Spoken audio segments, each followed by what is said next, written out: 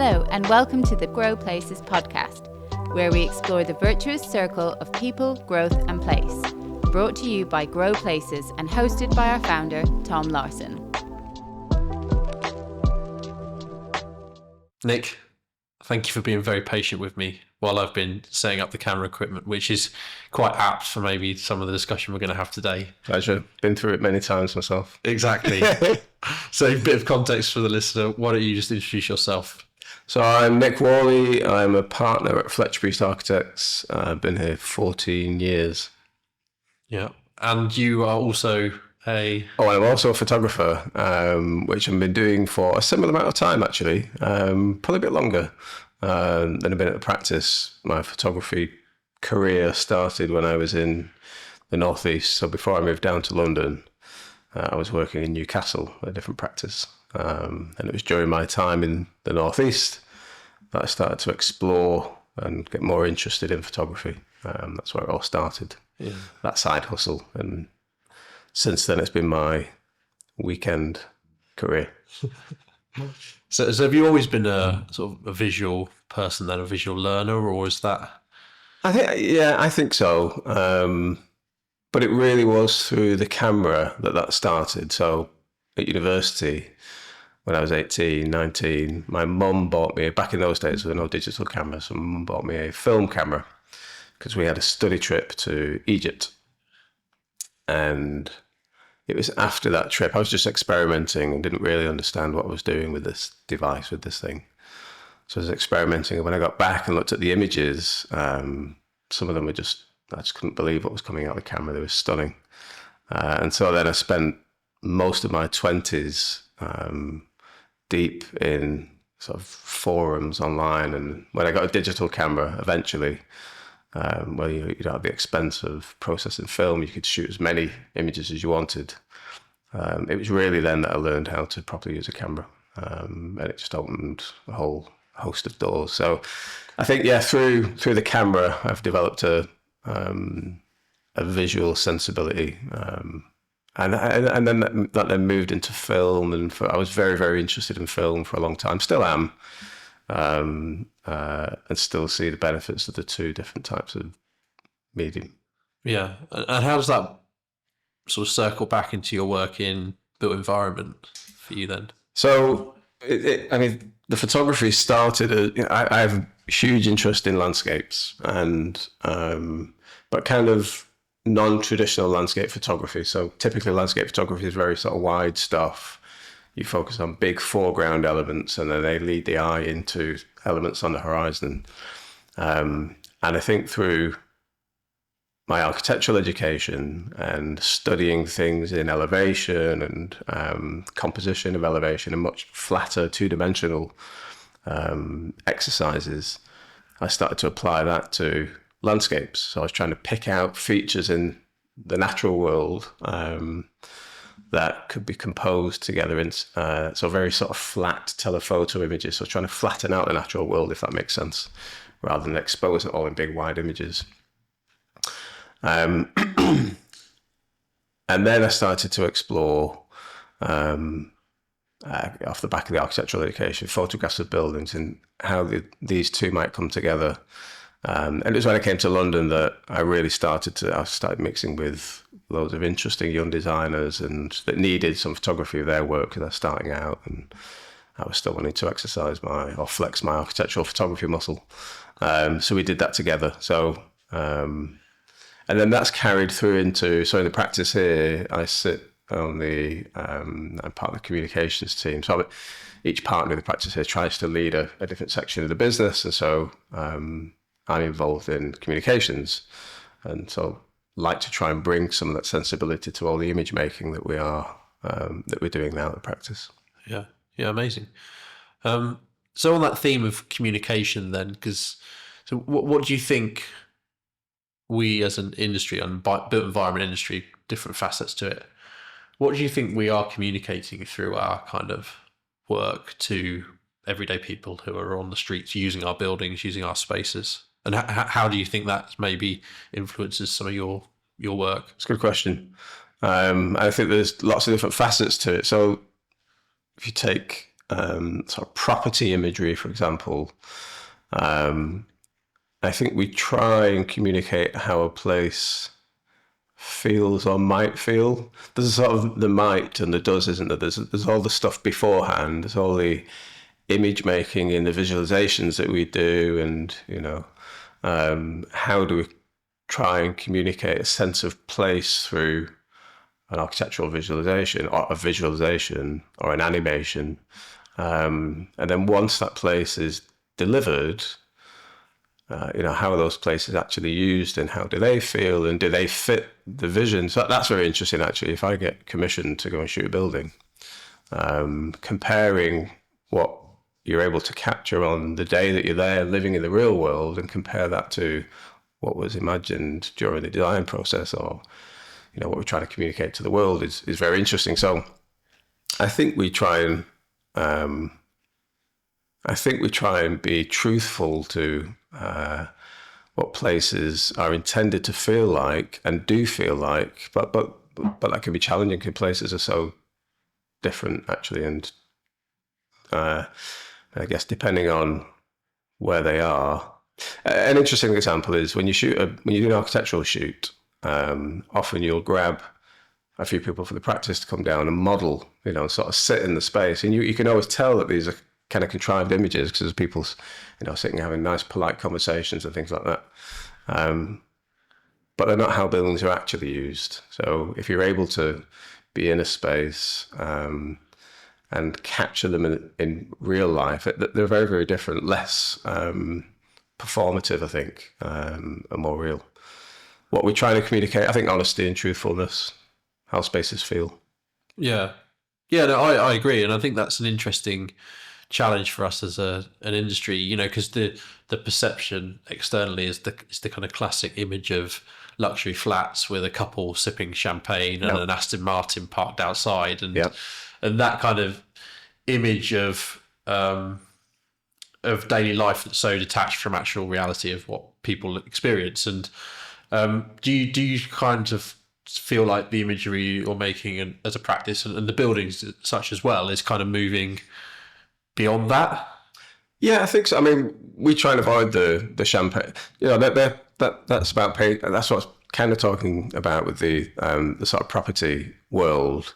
There's this painting of an aspiration that's it's related to advertising. It goes back to the Marlboro Man. Doing something that can kill you, but it looks cool. So people aspiring to do something that perhaps isn't quite for them, doesn't quite suit their lives. So I think a lot of property imagery is aspirational and is designed to make you feel a particular way about your own life and what you're searching for.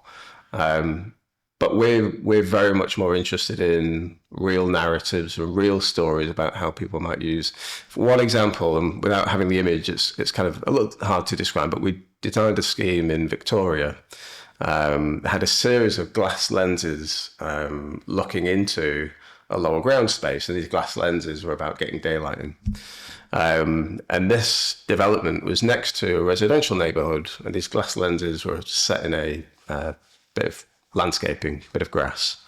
And so we were working with our CGI team here, and one of them had just had this really nice idea that this thing that was designed to let light in could also be a visual connection to the lower ground space. So he put in a kid just peering in to this lens. And it was just a really nice moment. It spoke about the residential neighborhood. It spoke about things that exist in the context, and then painted just a very nice picture about how that might influence or in reality, how it might transpose into the real world. It's just a very nice moment. So we like to tell stories about real people as far as we can imagine or see that would be real. Yeah, absolutely. And because the idea of actually, people in imagery, particularly architectural imagery, something actually curiously that the industry has often shied away from. It's it's right. Actually showing the building or the space without people, or as if the person's just curiously walked out of shot. But places are, there's a liveliness, isn't there, to the people in the places. And are you seeing that much more now about kind of like how how do we depict these things in a much sort of fuller way in terms of the humanity that's in them? So interestingly, there are, I would say, in the architectural photography world, there's still an emphasis on the empty space and, you know, a focus on quality of light and other things, and materiality, and composition, perhaps. But the more interesting images are those that have people in, because whilst we can all relate to space, we can definitely relate to each other. And so we gravitate towards images with people in them, because there's something immediately familiar. So actually, my personal view is that the more successful images, it depends on the intent, but generally speaking, the more successful images are those that have people in. So we absolutely shoot with people in our images now. In practice, as I said before, sometimes we have to recruit 10 or 15 people from the office to go down and be stand-ins if buildings haven't been complete long enough to have tenants or occupants in them. But people are the way that we can communicate how spaces feel and are meant to be used. I think without those, you're moving into sort of fine art territory, and something a bit more abstract. And there's a place for that, absolutely. But for what we're doing here at the practice, we definitely want people to be part of our imagery. Yeah. And you've actually, curiously, you've kind of got a foot in both those camps, haven't you? Because there's what you do as a practice here and the architectural role of designing buildings in London and other places. And then there's your photography work, which is more in that kind of, if not abstract, it's definitely kind of artistic in its expression of a space or a mood or a setting. But that's often a conversation with the designer or the architect or whoever it is that's been involved in the thing that I'm shooting. So sometimes we might have people, very, very rarely are people in my shots. And actually, frankly, that's a much easier job for me as well. Buildings don't move, interiors stay where they are. We can move a cushion here or there. But working with people is tricky. It's difficult because they're alive and a bit unpredictable. So I prefer shooting spaces without people in. And a lot of my clients prefer that too. So yeah, curiously, most of my photography work is sans people. But it's very. They're different briefs, aren't they? They are. But it's kind of interesting because as a practice here, we refer to ourselves. One of our values is people first, and that absolutely comes through the way that we communicate our work and all our visual output. Yeah. So as a practice, then how does that kind of people first narrative, do you think, inform projects and what you're doing here as a business? I've got a good example at the moment in the city, London. We're doing a tower. We won a competition a couple of years ago now to do a tower, which will be going to planning at the end of this year. And we designed.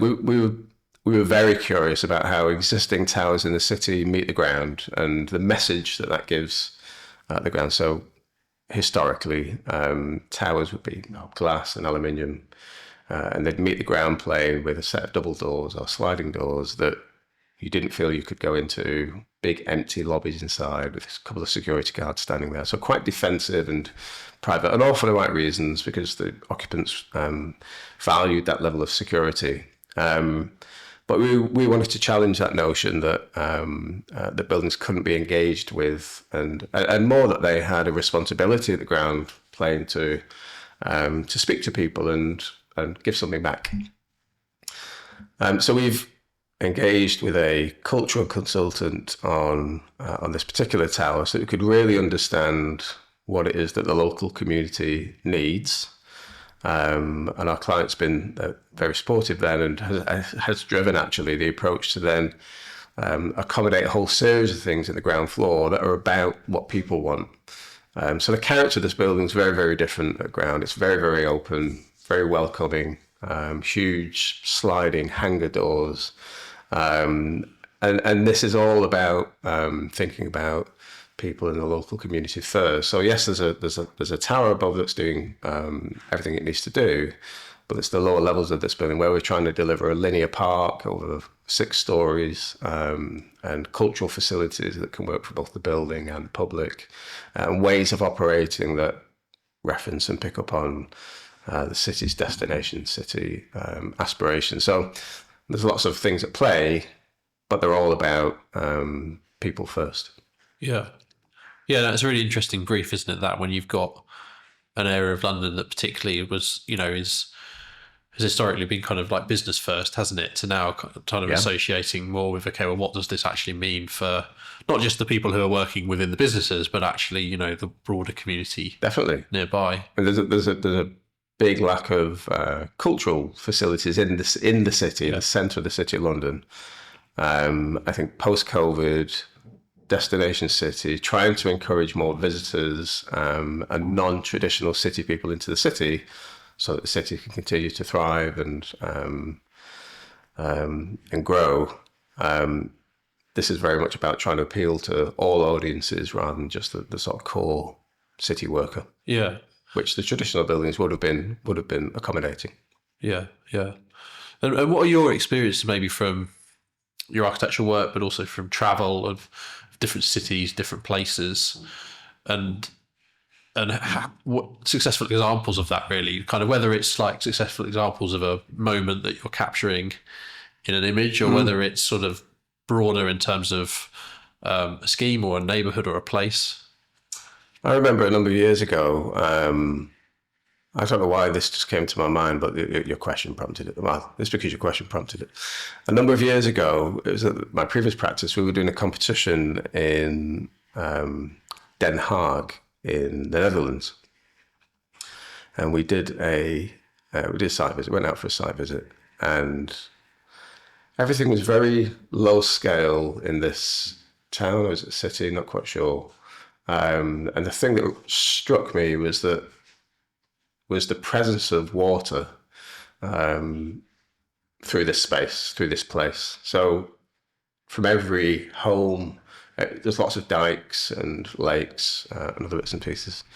And the presence of water brought people together. And I mean, it's kind of a simple thing, and I think everybody's probably familiar with it, but I was really struck by how pleasant and livable this place felt because of the presence of water. You could just see people enjoying it. And I think whenever you travel, actually, I was in Copenhagen a couple of months ago. Again, huge lakes and rivers running through the middle of the city, and people enjoying and playing and doing things with water. Bit of a challenge right in the middle of the city of London. But I think from my experience, water has a huge influence on the way that a place can feel. That's one example. Yeah, no, I agree. And you only have to go back to the summer, don't you, with the Paris Olympics and the swimming in the Seine, and kind of the political statement that was being made there, as well as the kind of the actual conditions for the athletes about our waterways are clean, you can swim in them. And I think, as you say, Zurich and Copenhagen and places like that, whenever I've been there, very envious of just the lifestyle of people. Absolutely. We went to Zurich once to visit a client out there, and his commute, he actually swam. Wow. So he swam to his office from his home. I was like, that's absolutely amazing. He had one of those like dry bags that he towed with him, and he would just swim. And I was like, that sounds amazing. So that does sound incredible and not surprising. I was there 3 weeks ago on a photography commission on the weekend. And absolutely, I walked up the river. In fact, I cycled out the city about 5 kilometres and then walked back. And as I was walking back, the river was full of people on inflatables, like dinghies and unicorns and whole load of things.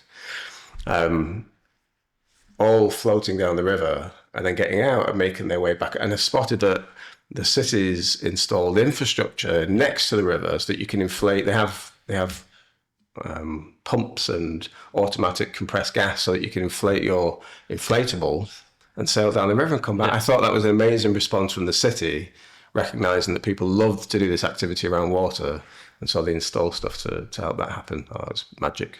Yeah, absolutely. And although we're not quite there, I say not quite there, quite a long way from being able to swim in the Thames, I think if you went back, 100, 200 years, the conditions, would be potentially even worse. So, hopefully things are moving in the right direction, but I'm not sure in our lifetime we'll be swimming in the Thames. Right. I think you're probably right. I do remember seeing we entered a competition a number of years ago about green infrastructure in London. How could we piggyback on some existing infrastructure for public benefit? And we won that competition, we won that competition with a different idea. But one of the ideas in the competition was to separate parts of the Regent's Canal for swimming. So you could have a lane, a passable lane for canal boats, but then you could have a sort of a permanent or semi-permanent lido of sorts for swimming. And it's always struck me why we haven't really done that. I don't know if it's about cleanliness of water. I'm sure the canal's probably okay.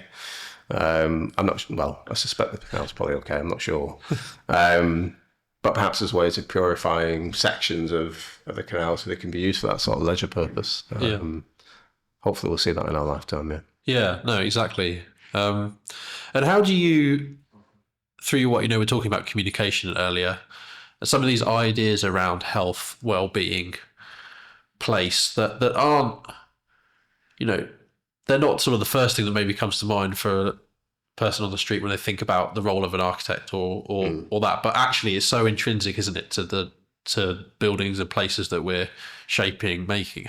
How are you kind of now maybe communicating some of those, those health and well-being aspects that aren't necessarily captured in that, that glossy image in the magazine that we've talked about the kind of the tectonics of the place or the light or other things? It's actually about the enduring kind of quality of life that's created through the projects that you're making. How are we communicating that? Well, for our delivered projects, I'd probably we thought a couple of years ago that one of the ways to really communicate how spaces are used is through film rather than still images. So still images, of course, have a place and will always have a place in how we consume media. But film has lots more potential to communicate what space feels like. Film, sound. So we had a filmmaker a couple of years ago to start going out to all of our delivered projects to try and capture the qualities of space and the reaction of people to space that may talk about some of the things that you're talking about, those enduring qualities, what it feels like to be in a space. I mean, it's very difficult. How do you communicate health and well-being properly? Health and well-being is about how people feel. So I think unless you're either picturing people or talking to people about how they feel about space, it's very hard to communicate it. So I think we can do that more, actually, is to talk to people who use our spaces in our buildings and bring that into how we represent what we do. I don't think we do that enough. We post pretty pictures of what we've done, and we depict people in those pictures. We're talking about this, it's kind of interesting. But what about if they were the real people, and what about if we then asked them how they feel to be in those spaces and try to capture that feedback and use that to communicate the success of what we do. Kind of cool. Interesting. Yeah. So stepping back a bit, Nick, then for you personally, we've talked a little bit about, your experiences and how you got into photography, but do you have a sense personally, like emotively, kind of why you're doing what you're doing, why you're in architecture, why you're in photography, how that's all come about for you, and that kind of deeper purpose and meaning behind what you're doing? Yeah, I could talk about that a little bit. I come from a very, very simple background, very working class background. And when I was at school, we were all given this multiple choice piece of paper. And I remember them being very specific about having to stay in the lines of the answers, because these forms were then fed through some reader somewhere, a computer somewhere. This is about 30 years ago. And what came back based on the answers that you gave were suggestions of a couple of careers you might pursue. Mine was architect and solicitor or lawyer, barrister, I think. And I loved arguing when I was a kid. Still do a little bit, but I didn't think that was what I wanted to do with my life. So I kind of explored that. I was quite creative. I was interested in art and design and other things, and music, which isn't not related. And so then I geared all of my education decisions on going to university to do architecture. Didn't know any architects, hadn't spoken to any, but thought that's the thing I wanted to do. And then I was shocked when I got to university because it was much more, I expected it to be about how you build tall buildings and it being much more about engineering, and it wasn't. It was about art and the way that you feel in space and how you connect with space and how humans connect with space and all some of the things we've been talking about already. And so I struggled for a little bit, but then I had a kind of an epiphany moment and grew to love it very, very quickly. And I had friends that were doing biology degrees and quantity surveying and other things, and so it was awful. But I always felt bad that they were missing out on this perspective that an architectural education gives you, which I honestly think is about how we connect with the man-made built world. So I'm very interested in and care a lot about our responsibility as architects and designers and how we create spaces that people can be happy in. That's as fundamental as that. Yeah, no, great. And as you say, that obviously comes across in everything you're doing, different aspects of your work. And then, so maybe like that was kind of looking backwards, but kind of looking forwards then in the work you're doing personally, but also when you think about trends and technologies, whether it's VR or AR or AI, those kind of trends. How do you think that the way we communicate visually, if we kind of frame it around that, is going to change or adapt or help us communicate in different ways? Yeah, God, I think we're in a really, really interesting period. I'm a bit worried, if I'm being completely honest, because there's a whole level of interpretation that you have limited control over. I think that's the thing for me. So to give an example, I was asked by somebody in the studio here actually whether they wanted to put an image on their wall, but it was very low resolution, and so we needed to look at ways of bettering that if this was going to be printed and put on a wall. And so we fed this image through an AI upscaler. It's an image of it looked a bit like a desert landscape, very dry desert landscape with some rock formations. I remember when we upscaled it, it gave options as to how truthful you wanted to be to the original image. That was kind of an interesting question. And so we tried the different options, and the AI, or the system, was interpreting these landscape features and then visualizing, drawing new landscape features that were not the reality. And I felt really conflicted about it. I would never put that on my wall because I'm a landscape photographer and care very much about representing the natural world properly. But so that was a bit of a trigger for me, is that the world of AI image making, I think, can be useful and inspirational.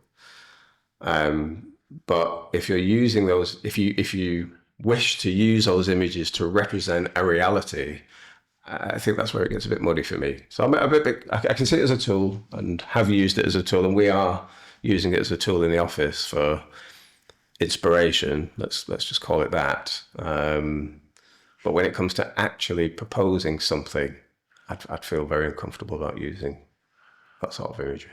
Yeah, it's really interesting, isn't it? Because you say as a tool in the design process. Yeah, it's almost like the work you're doing in the architectural space. There's a lot of scope for it, as you say, isn't there? But then very soon, very quickly, there's going to be,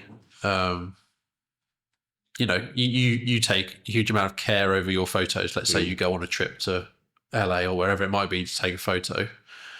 As you say, online, there's going to be very hard to distinguish what's a real photo that's been taken by someone with your skill and expertise and something that's generated by a bot.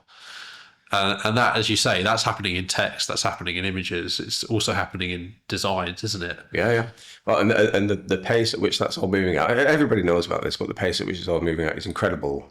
I went to a really fascinating seminar run by the Alan Turing Institute, which is like the UK's leading AI institution. And there was a whole series of speakers, and there was one takeaway that I thought was really, really interesting. And it's a lady at the end, can't remember her name, but she said that, and this was about 8 months ago, she said that if I was going to invest in anything today, she said, I don't have any money to invest, but if I had money to invest today, it would be in industries that are responsible for proving whether something is real or not. Yeah. So AI will be this huge thing, but there'll be a whole industry off the back of it that's about validating whether what we are seeing and consuming is real.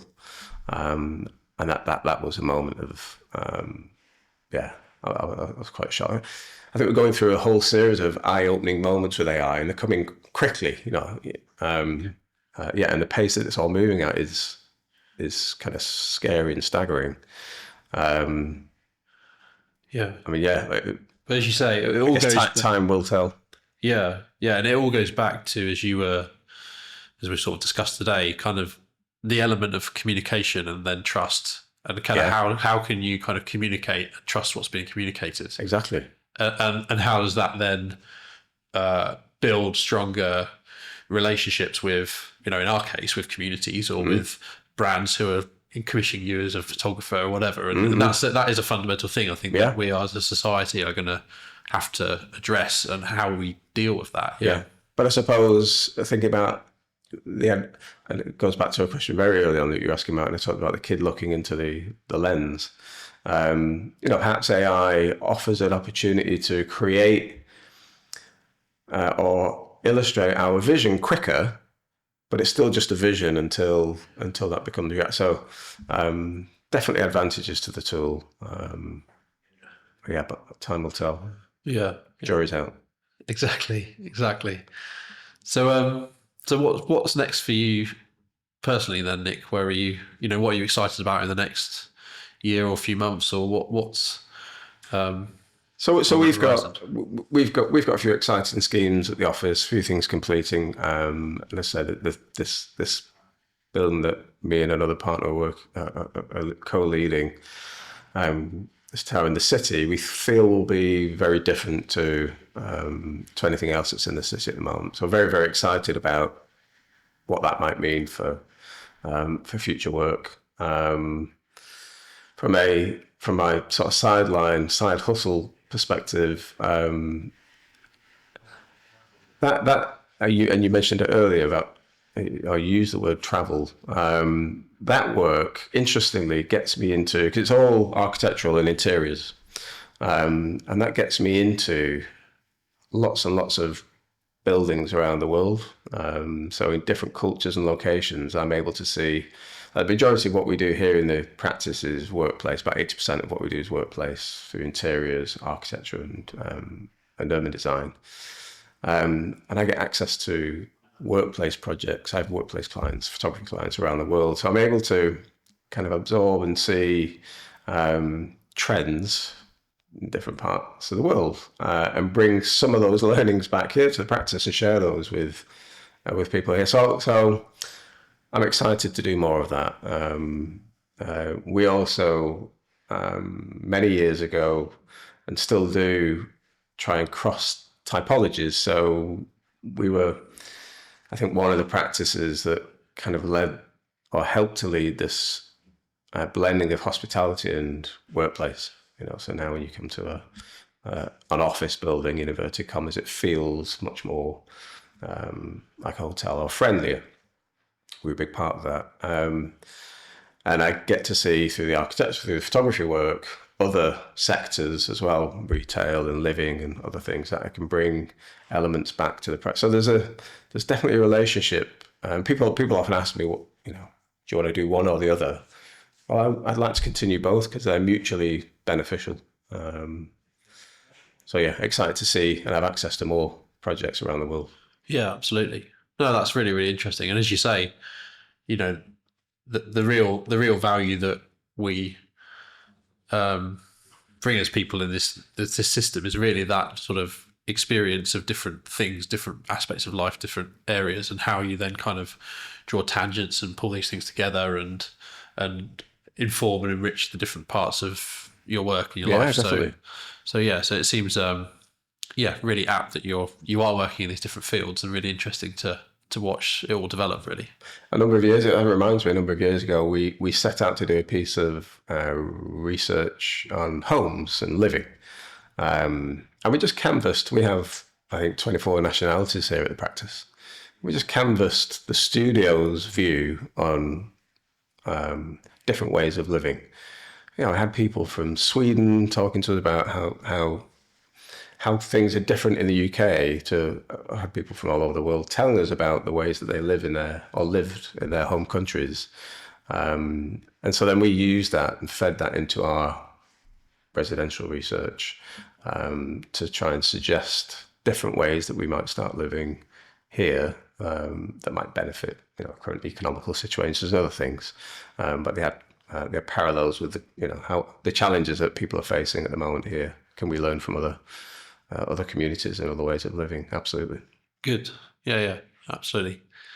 All right, Nick, appreciate your time. Thanks for joining us today. No problem. Pleasure. Thanks, Tom.